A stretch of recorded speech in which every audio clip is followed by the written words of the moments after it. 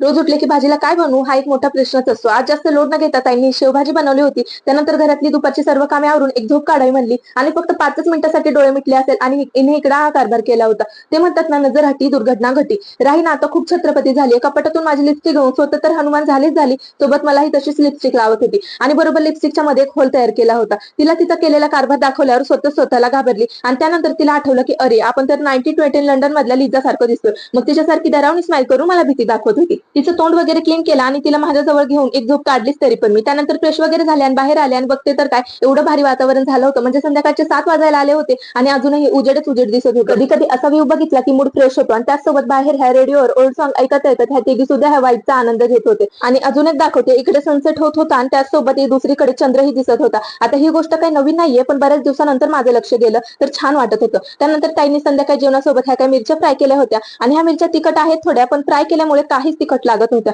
म्हणून मी तर एका घासासोबत एक मिरची खात होते. तर असा होता माझा आजचा दिवस. जय माता.